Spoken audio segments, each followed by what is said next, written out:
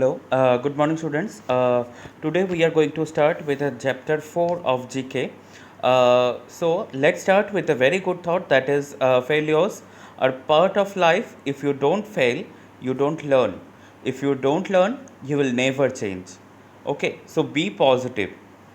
So today we will start our chapter 4, that is topic is union territories. You all know that India has 28 states now and 20 and 9 union territories.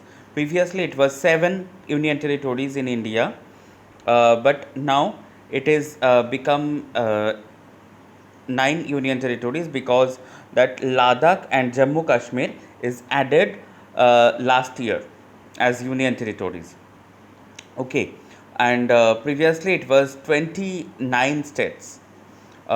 So चलो एक बार देख लेते हैं कि union territories का जो Capitals है उसका क्या है. So Andaman Nicobar islands capital is Port Blair. That is very much important information that you have to understand and you have to know also the things. आपके खुद के दिमाग में भी ये चीज़ रखना चाहिए. कभी भी बात आ पड़ते, कभी किसी जगह पे हमको बताना होता है तो आप दिमाग में रखिए और ये बातें भी कर सकते हैं इसके बारे में. जैसे अंडमान एंड निकोबार आइलैंड्स के जो कैपिटल है उस वो है port Blair. Chandigarh Chandigarh itself is city and it is the joint capital of the Punjab and Haryana state. दोनों जो स्टेट है उसका जॉइंट कैपिटल एक ही है, Chandigarh.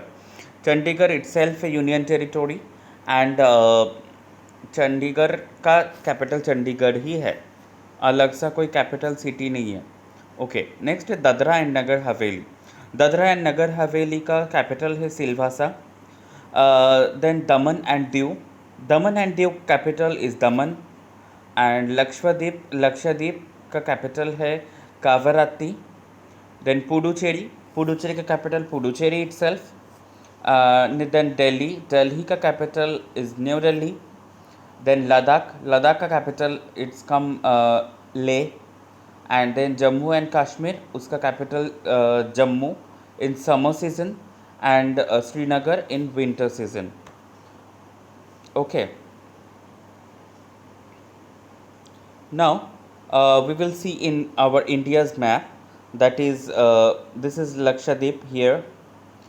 Here is Andaman and Nicobar Island here on the Bay of Bengal. Here you can see that Daman and Diu and Nagar, Dadra and Nagar Haveli here. Okay, and you can see Delhi is here, New Delhi. Okay, and then you can say that Ladakh is also here. Himachal उस side में है, Uttarakhand. Okay, and नहीं, sorry, Ladakh is here. Means Kashmir का ही एक part, उसको कारगिल जो district था वो अभी लद्दाख में आ गया. तो Ladakh is here and Srinagar Jammu is here, this one. So India's map is like this. पहले ये पूरा ही कश्मीर के अंडर था, तो अब ये लद्दाख और कश्मीर दोनों टाइप पार्ट में डिवाइड हो चुकी है.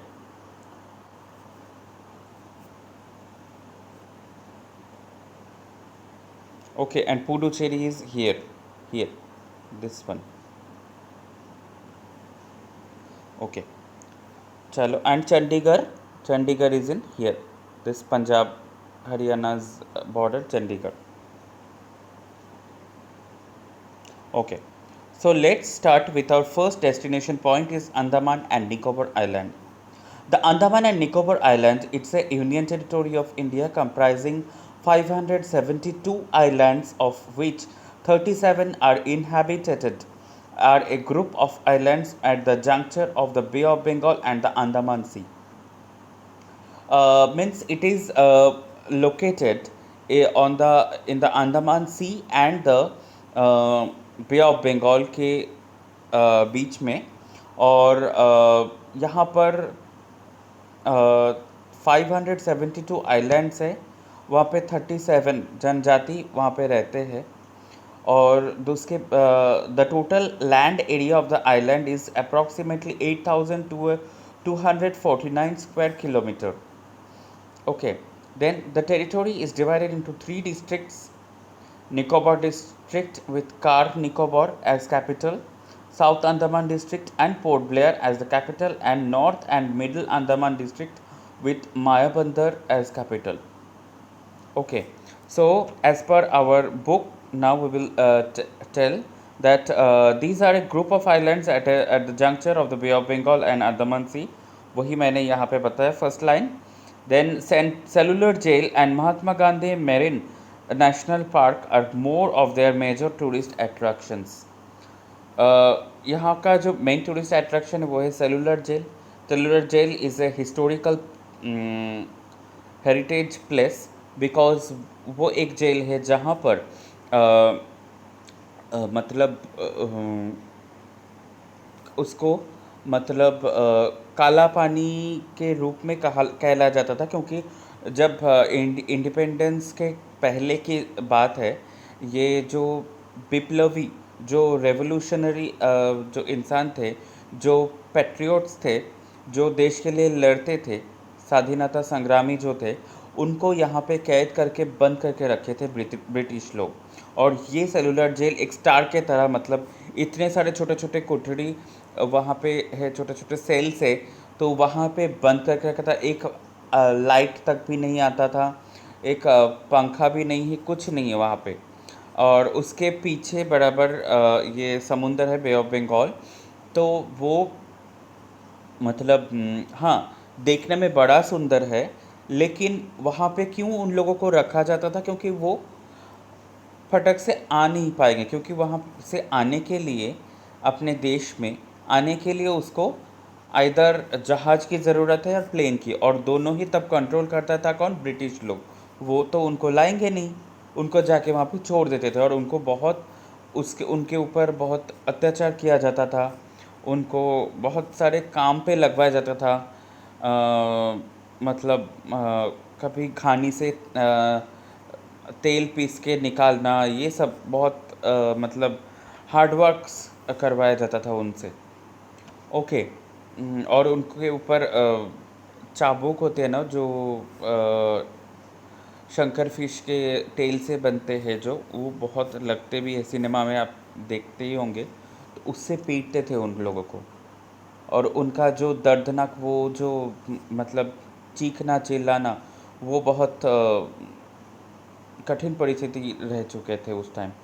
मैं अंडमान में खुद जा चुका हूँ, तो वहाँ का जो सीनिक, एक तो बात है वहाँ का scenic beauty, as because of that समुंदर, as because of that islands, because of the sea beaches, all are very much neat and clean, and otherwise that was very much awesome to see.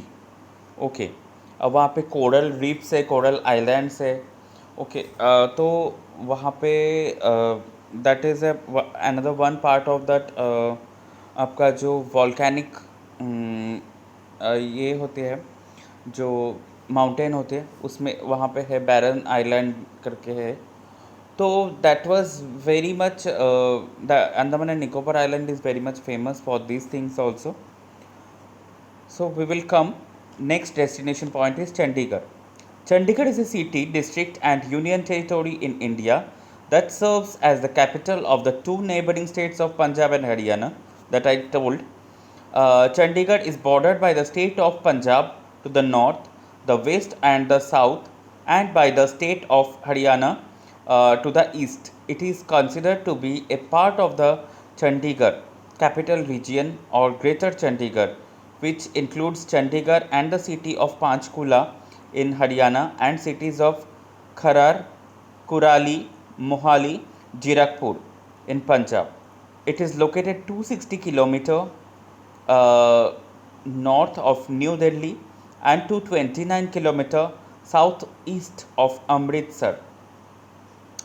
It was one of the early planned cities in a post-independence India and is internationally known for its architecture and urban design. ये जो city है चंडीगढ़ में, चंडीगढ़ में it's a very much beautiful and it's a plan city. Plan city जो होते हैं ना, वो देखने में उसको मज़ा ही कुछ और अलग होते है। ऐसे तो बात है कि मतलब बहुत नीट एंड क्लीन सिटी है। यहाँ का रास्ते वगैरह में एक पत्ता तक भी नहीं पड़े रहते। ट्रैफिक सिस्टम्स इतना बढ़िया है वहाँ की। दूसरी बात है वहाँ जो दुकानें वगैरह है वो मेन रोड जो है रास्ते के साइड में कोई ठेला वगैरह नहीं दिखेगा, थोड़ा दूरी में शॉप दुकान जैसा, पूरा दुकान घर जैसा वहाँ पे सारे शॉप्स एक नीचे के जगह पे है। जो घर है वहाँ के वो भी बहुत अलग तरीके से, मतलब एक जैसा, इतना बढ़िया सिटी है, बहुत अच्छा लगता है वहाँ का। That is beautiful city. अच्छा, तो चंडीगढ़ है वो इन जगह इन छोटा छोटा सिटी को लेके बना है, जैसे पांचकुला जो अभी हरियाणा में है, देन खरार, कुराली, मोहाली, जीराकपुर, ये सब अभी पंजाब में है। तो इन सब जगह लेके चंडीगढ़ सिटी जो मेन सिटी वो बने हैं। जो चंडीगढ़ यूटी बने हैं, यूनियन टेरिटरी बने हैं। और ये पंजाब इसके नॉर्थ साइड में आता है और ईस्टर्न साइड में, साउदर्न साइड में हरियाणा आता है। ओके। एंड ये न्यू दिल्ली से 260 किलोमीटर दूरी पे है। And south east of Amritsar से 229 किलोमीटर दूरी पे है। चलो, book as per the book, it serves as the capital of the two states Punjab and Haryana. It was the first planned city of India and is known internationally for its architecture and urban design. वही मैं last line पे बताया। Okay, चलो next, Dadra and Nagar Haveli. Dadra and Nagar Haveli is a region in western India. जो भारत के पश्चिम प्रांत में आता है वो दादरा एंड नगर हवेली एक रीजन है। It is composed of two separate geographical entities, Nagar Haveli, wedged between Maharashtra and Gujarat, and 1 kilometer to the northwest, the smaller enclave of Dadra, which is surrounded by Gujarat. Okay, so Dadra and Nagar Haveli ये दोनों जगह लेके बने हैं।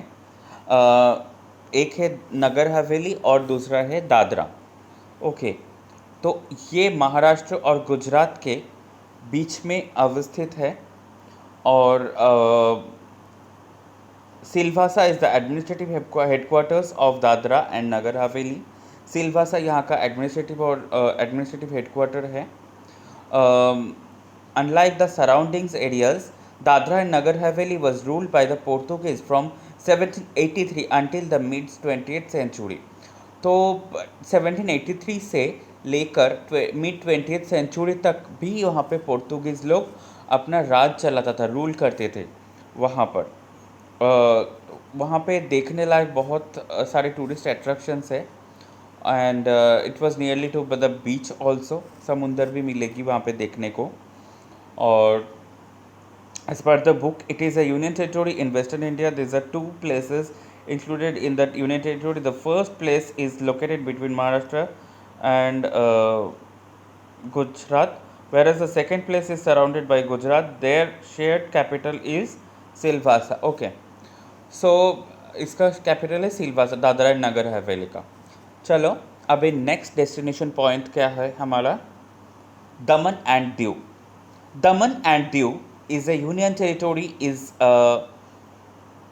Western India. Daman and Diu भी इसके पास ही है, Dadra and Nagar हवेली के बड़े पास ही है Daman and Diu. It's an another union territory which is covered the area of 112 square kilometer. It was the smallest federal division of India on the mainland. The territory comprised two distinct regions, Daman and Diu. Dadra and Nagar हवेली में two distinct regions क्या क्या था, Dadra and Nagar हवेली दो, और यहाँ पे भी same Daman and Diu उसी तरह। That are geographically separated by the Gulf of Khambhat. ये दोनों के बीच में गल्फ ऑफ खंबात आता है। मैप में आप लोग यहाँ का जो मैप है गुजरात का महाराष्ट्र का मिला के, वो वहाँ पे आपको देखने को मिलेगी। गल्फ ऑफ खंबात से वो डिवाइड है दोनों region. Okay, the state of Gujarat and the Arabian Sea border the territory. Gujarat और अरेबियन सी इसके बॉर्डर पे अवस्थित है. The Portuguese colony since the 1500s the territories were annexed by India in 1961. ये पोर्तुगीज़ कॉलोनी था 1500 साल पहले, और ये 1961 से इंडिया के अंतर्भुक्त हुई है. Daman and Diu were administered as part of the union territory of Goa. पहले गोवा भी एक यूनियन टेरिटोरी था. गोवा से इसका एडमिनिस्ट्रेशन चलाया जाता था, लेकिन गोवा अभी एक स्टेट हो चुके हैं, और गोवा का कैपिटल आप सबको पता है पनाजी है. तो गोवा कैपिटल होने के नाते ये अभी अलग सा एक यूनियन टेरिटोरी हो चुकी है. Daman and Diu between 1961 and 1987 when they become a separate union territory. 1961 से 87 के बीच में ही ये एक अलग सा सेपरेट यूनियन टेरिटोरी बनी. चलो अभी देखते हैं हमारा अगला डेस्टिनेशन पॉइंट है Lakshadweep. Lakshadweep formerly known as the Laccadive, Minicoy and Amindivi islands is a group of islands in the Laccadive Sea. Okay.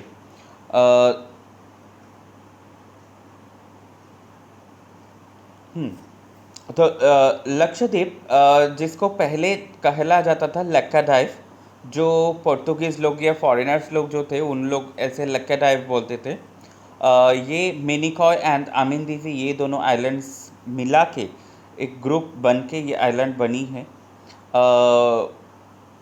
It's 200 to 440 kilometers off the southwestern coast of India.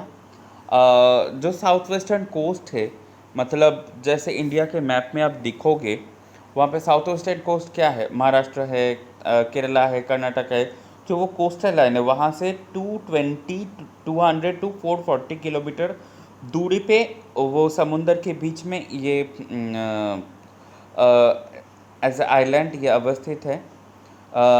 They were also known as Laccadive islands, although geographically that this is only the name of the central subgroup of the group. Okay, Lakshadweep means Laksh means luck. 1 lakh 2 lakh lakh पता है ना, तो Lakshadweep means 100,000 islands. 100,000 is called as luck. 1 lakh right. तो उसी हिसाब से 100,000 islands, छोटे thousands of islands लेके ये लक्षद्वीप बनी है, इसीलिए इसका नाम है लक्षद्वीप. ओके, इसका जो कैपिटल है, इसका नाम कैपिटल का नाम है कावरात्ती. पहले हमको पता चल गया. अभी देखते हैं बुक्स में क्या कहते हैं. It was formerly known as the Minicoy and Amindivi islands. इसको पहले ये आमिन दीवी एंड मिनिकॉय कहला जाता था. It is a group of islands 200 to 440 kilometers off the south western coast of India, forming the smallest union territory of India. So it is the smallest union territory of India. Okay. Now we will come to our next destination point is Puducherry.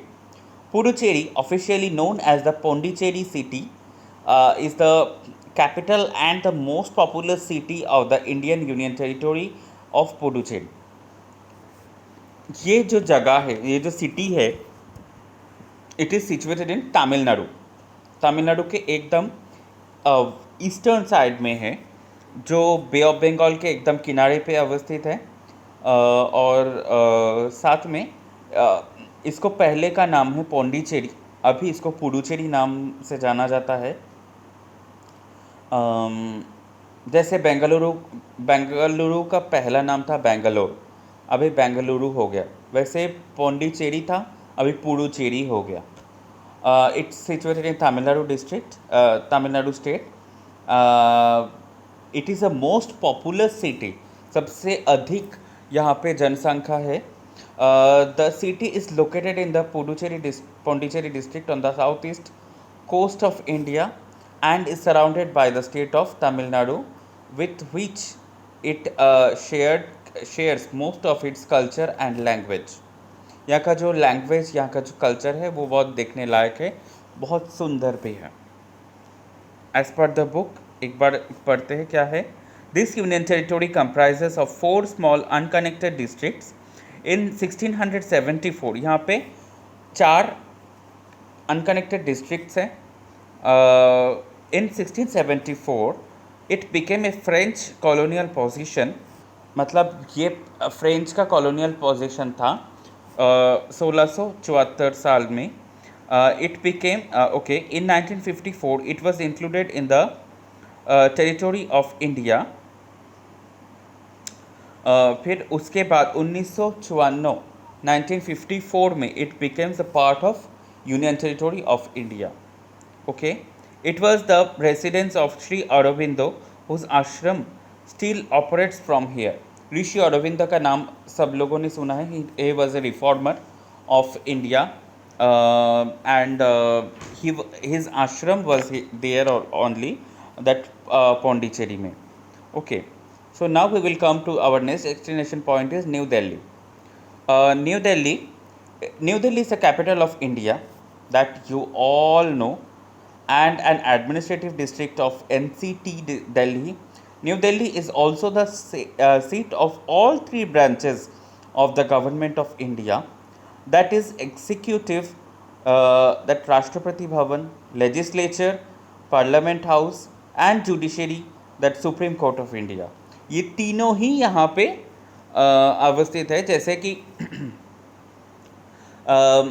एक देश चलाने के लिए जो 3 चीज़ की आवश्यकता होती है उनमें से है एक executive, legislature and judiciary. Executive जो लॉ बनाता है, लेजिस्लेचर जो लॉ को पास करता है, लॉ को इन्फोर्स करते हैं, और जो जुडिशरी जो लॉ को देखभाल करते हैं, मतलब मेंटेन रखते हैं लॉ, नियम कानून वगैरह. ठीक है, तो ये 3 चीज़ की आवश्यकता देश चलाने के लिए बहुत ज़रूरी होती है. दैट इज़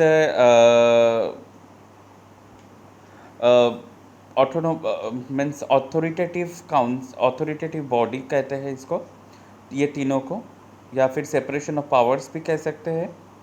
तो ये 3 चीज़ दिल्ली में अवस्थित है. जैसे कि राष्ट्रपति भवन, राष्ट्रपति वहाँ से एक लॉ के बारे में बोलते हैं, वो लॉ को बना के फिर ये लेजिस्लेचर मतलब पार्लियामेंट के 2 जो हाउस है, लोकसभा एंड राज्यसभा, यहाँ से पास होती है एक बिल के तौर पे. फिर वो एक जाके एक एक्ट बनते हैं, कानून बनते हैं. फिर वो कानून को कायम कौन रखते हैं? जुडिशरी. जैसे सुप्रीम कोर्ट ऑफ इंडिया को कोई कानून कार्रवाई या लंघन करे तो उसको सजा दिया जाएगा सुप्रीम कोर्ट से, मतलब जो सर्वोच्च न्याय अदालत है वो. ओके, तो इसीलिए वो दिल्ली एडमिनिस्ट्रेटिव कैपिटल बन चुका है इंडिया के.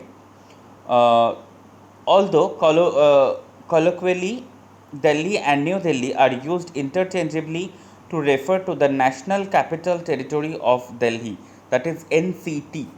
NCT का फुल फॉर्म समझ लेना कि National Capital Territory of Delhi, NCT. See in this picture you can see that is a Lotus Temple of Delhi.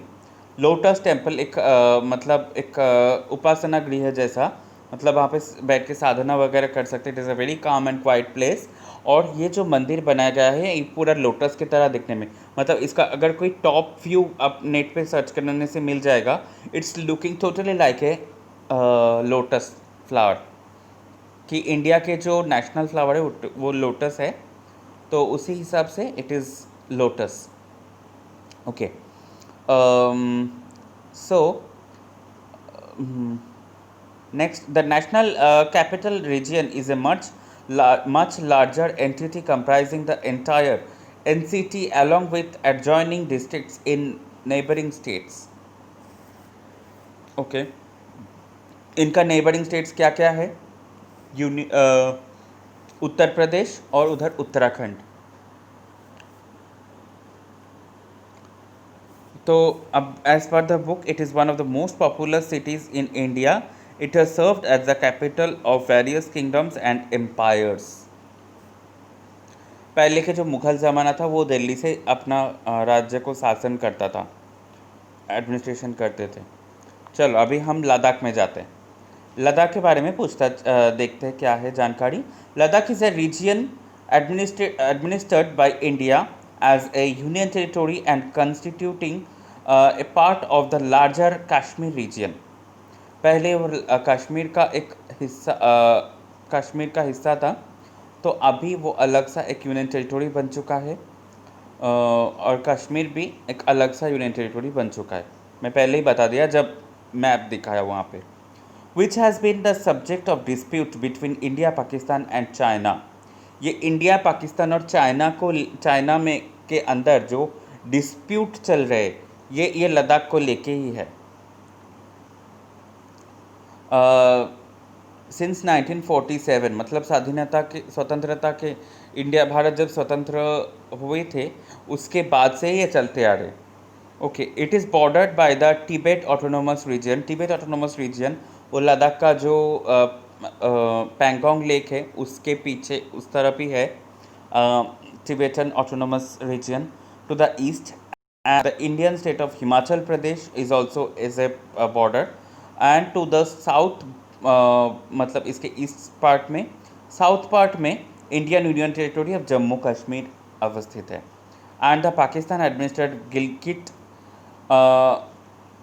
Baltistan to the west. इसके वेस्टर्न साइड में पाकिस्तान के बल्टिस्तान अवस्थित है, and the south west corner of Xinjiang across the Karakoram pass in the far north, means it becomes little bit of China, Jinjiang. Okay, तो अभी देखते हैं इसके बारे में क्या बोलते हैं। On 5th August 2019, means very recently it is declared as union territory. The government dissolved Article 370 of the Constitution of India, bifurcated the state into two union territories, and notified that this union territory shall now be a union territory with its own legislature, similar to how Puducherry and Delhi are administered. पहले ये Jammu and Kashmir का एक हिस्सा था, अभी ये Jammu and Kashmir को article 370 जो है कॉन्स्टिट्यूशन को, ये हटाया गया है। वेरी रिसेंटली ये घटना हुई थी, टीवी पे आया भी था। तो हटाने के बाद अभी ये दोनों अलग अलग केंद्र शासन अंचल के तौर पे जाना जाता है। एक से लद्दाख एंड कश्मीर, सॉरी मैं अभी ना कश्मीर के बारे में बता कर रहा था। Okay, this union territory was carved out of the former state of Jammu and Kashmir. हाँ, on 5th August 2019, it is sparsely populated with a very difficult terrain. This union territory will be without a legislature. यहाँ का कुछ ज़्यादा rules and regulations maintained वाला यहाँ पे नहीं है। ये काराकोरम पर्वत की एक पार्ट है। यहाँ का जो लेक है, यहाँ का छोटे छोटे जो गांव है, ज़्यादा लोग यहाँ पे रहते नहीं है एक्चुअली। यहाँ का सिर्फ सीनिक ब्यूटी है, और now it is it's become a very much dangerous place, because वहाँ पे ज़्यादातर वॉर वगैरह होते हैं, युद्ध वगैरह होते हैं। चाइना के साथ जो युद्ध हो रहा है ना इंडिया के, यहीं पे हो रहा है लद्दाख में। Our next destination is Jammu and Kashmir. Jammu and Kashmir is a region administered by India as a union territory and constituting the southern portion of the larger Kashmir region, which has been the subject of a dispute between India and Pakistan since 1947. ये कश्मीर एक ऐसा जगह है, इसको लेके India Pakistan में problems चल रहे, डिस्प्यूट चल रहे। वो बोल रहे कश्मीर हमारा हिस्सा है, वो ये बोल रहे कश्मीर हमारा हिस्सा है।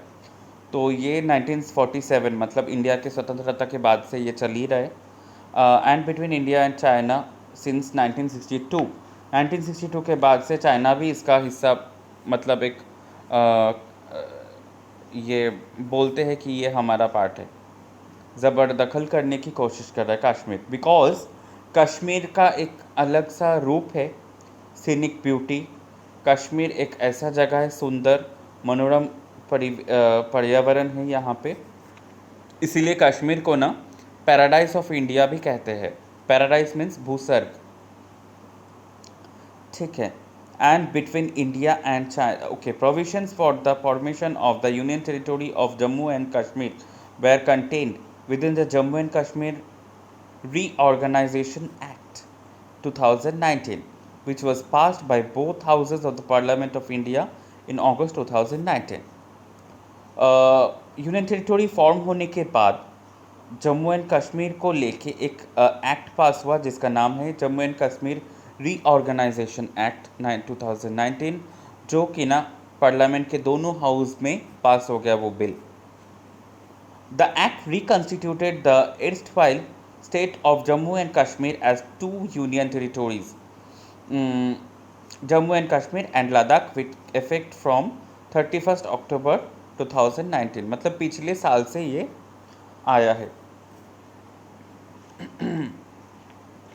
तो देखते हैं क्या बोलते हैं। On 5th August 2019 the government dissolve article 370 of the Constitution of India, bifurcated the state into two union territories and notified that these union territories shall now be a union territory with its own legislature, similar to how Puducherry and Delhi are administered.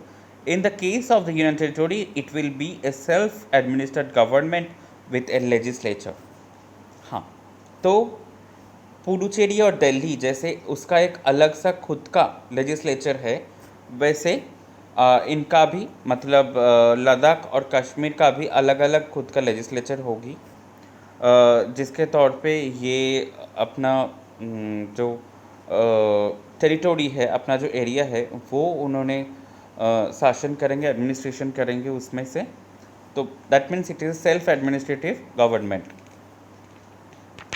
Okay, तो we have come to an end with our session. Before ending of the session, we will discuss today's homework that you have to complete page number 8 and 9 of your GK book, number 1. Number 2, you have to draw a map and point out all the 9 union territories. एक India के map draw करना है। अगर आप लोग online करना चाहते हो तो ऑनलाइन भी कर सकते हो, मैप्स को डाउनलोड करके फिर वहाँ पे पॉइंट आउट करके अलग सा पेंट में जाके वो करने का है। क्लास 5th के बच्चे पिछले बार किया था तो एक चैप्टर के लिए, तो अगर वैसा भी कर सकते हो तो कहाँ कहाँ ये 9 यूनियन टेरिटरीज वो दिखा के एक बार पॉइंट आउट करके भी कर सकते हो। जिनके पास कंप्यूटर वगैरह नहीं है, मुश्किल है फ़ोन से करना, तो you all do the you have to हाथों से एक आउटलाइन मैप इंडिया के ड्रॉ करना और ये 9 यूनियन टेरिटोरीज़ का जगह पॉइंट आउट करना as per the map which I have given in the first page. Okay, make a PPT of all the tourist attractions of these union territories with proper name and pictures। और इसको छोड़ के भी एक आपको PPT भी बनानी होगी। वो PPT में क्या आएगा, ये जो 9 यूनियन टेरिटोरीज़ है इनका जो प्रधान दर्शनीय स्थान है, जो टूरिस्ट अट्रैक्शंस, टूरिस्ट प्लेसेस है, वो आपको पिक्चर्स नेट से निकालना है। निकाल के उसको पिक्चर्स को PPT में डाल के उसको नीचे कैप्शन लिखना है। कैप्शन डालना है कि जगह का नाम क्या है, बस इतना ही। और एक सुंदर सा PPT, एक सुंदर सा हेडिंग, स्कूल का नाम, अपना नाम एंड में दे के अच्छे से स्कूल का नाम पहले देना, उसके बाद कौन से क्लास का GK एक्टिविटी ऐसा भी लिखना।